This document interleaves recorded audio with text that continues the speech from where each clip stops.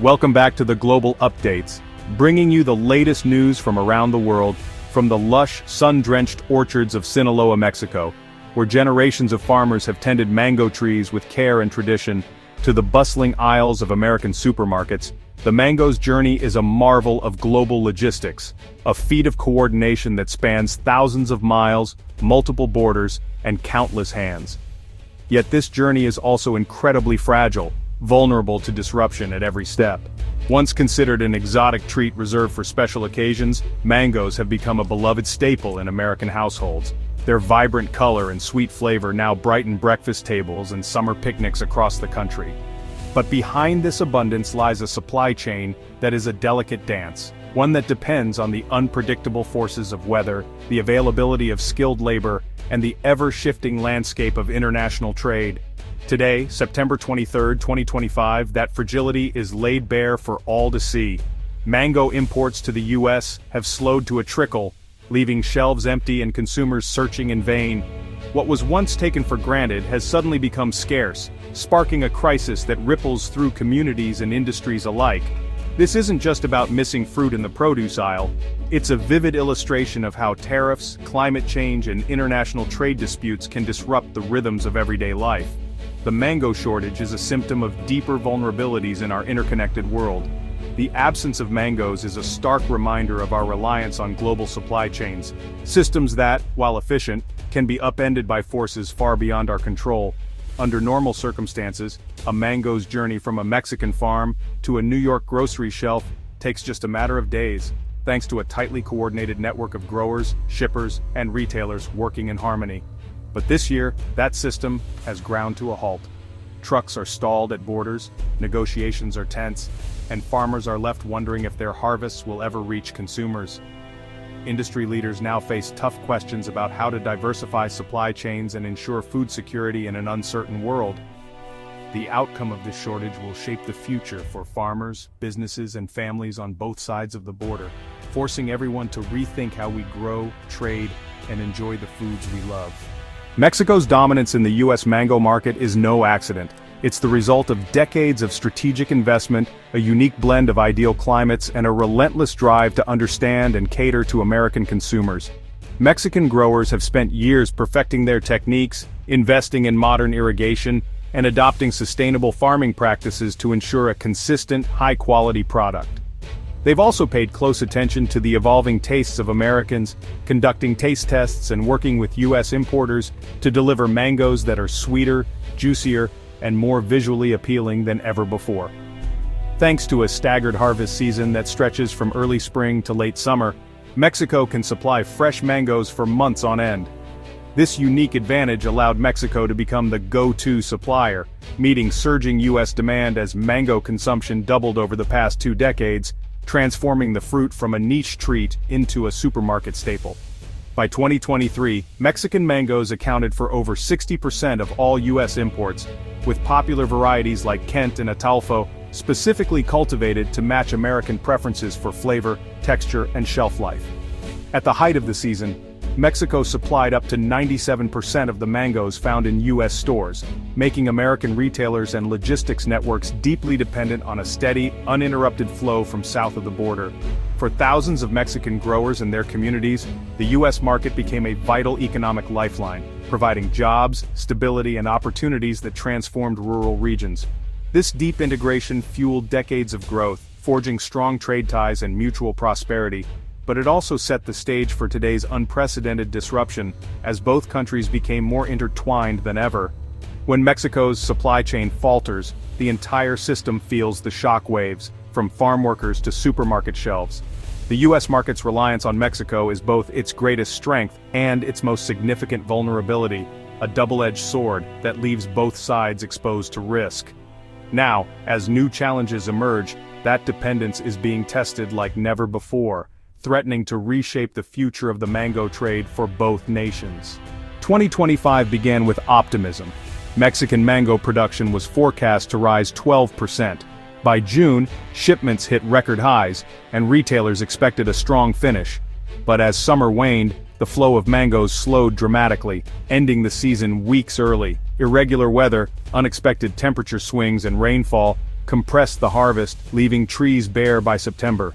Importers and retailers were caught off guard, scrambling for alternatives that didn't exist. The usual smooth transition to Brazilian and Ecuadorian fruit became a supply chasm. The sudden gap left U.S. shelves empty and prices soaring. The market's reliance on Mexico's late-season fruit was exposed as a critical vulnerability. With Mexico out, all eyes turned to Brazil, but new challenges loomed. The mango crisis was only beginning. With Mexico out, Brazil became the U.S. main mango supplier, but faced steep hurdles. Brazil could ship just over 1 million boxes a week, far less than Mexico's volume. The biggest obstacle, a 50% U.S. tariff, making Brazilian mangoes expensive before they even hit American shelves. This tariff, calculated on farm gate value, drives up costs for importers, retailers, and ultimately, consumers. Brazilian growers considered Europe, but their main variety, Tommy Atkins, isn't favored there.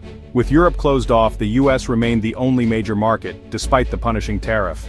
Brazil's total projected shipments, about 10 million boxes, couldn't fill the void. The tariff discouraged higher exports, keeping supply tight and prices high. Even with demand soaring, Brazil couldn't rescue the U.S. market alone. The shortage persisted with no easy fix in sight. The numbers behind the 2025 mango shortage reveal a market in turmoil. Mexico's early exit erased 2/3 of U.S. supply, triggering immediate price spikes. Brazilian mangoes, now the only option, saw contract prices jump to $10, $12 per box before shipping or tariffs. The 50% tariff added $3 to every $6 box, inflating retail prices even further. Importers and consumers alike felt the squeeze, with mangoes becoming a luxury item. Relief hinges on the arrival of Ecuador and Peru, whose seasons start in November and winter, respectively. In 2023, Peru supplied 19% and Ecuador 4% of U.S. mangoes. Now, their role is critical. Until then, high prices and short supply are the new normal. The market's dependence on a single source has never been clearer. Industry veteran Albert Perez of Continental Fresh offers a blunt assessment. The market is tight because Mexico ended early, and Brazil can't fill the gap. Perez, who has spent decades navigating the ups and downs of global produce markets, says this year's disruption is one of the most dramatic he's seen. We're used to a rhythm, a handoff from one country to the next. This time, the baton was dropped. The usual seamless handoff between countries failed, creating a supply vacuum and sending prices soaring. Shoppers are seeing fewer mangoes on the shelves, and when they do find them, the prices are often shockingly high. Retailers are scrambling to keep up, and many stores are forced to limit stock or raise prices just to break even. Perez highlights the 50% tariff as a major brake on Brazilian supply, squeezing margins and raising costs for everyone. It's not just a number on paper, he explains. That tariff changes the entire equation for importers and exporters alike, making it much harder to move fruit profitably. It's a significant cost that has to be absorbed somewhere, he says. Importers lose profit, consumers pay more. The ripple effect is felt all along the supply chain, from growers in Brazil to families shopping for fruit in the U.S. Everyone is feeling the pinch, Perez adds, and it's not clear who will blink first. The crisis, he notes, is temporary. Ecuador and Peru's upcoming seasons should restore balance. These countries are gearing up for harvest, and their entry into the market is expected to ease the shortage. We just have to bridge the gap until their fruit arrives, Perez says. Perez predicts stabilization once Ecuador ships in November, followed by Peru. If weather and logistics cooperate, the market could see relief within weeks. We're watching the forecasts closely, he notes, because any hiccup could prolong the pain. The lesson? The market's reliance on a multi-country supply chain is both its strength and its weakness. While global sourcing allows for year-round supply, it also means that disruptions in one region can quickly ripple worldwide, exposing vulnerabilities in the system. Relief is coming, but only if the next harvests go smoothly. Growers are optimistic, but weather, labor, and logistics all remain wild cards. The industry is holding its breath, hoping for a smooth transition.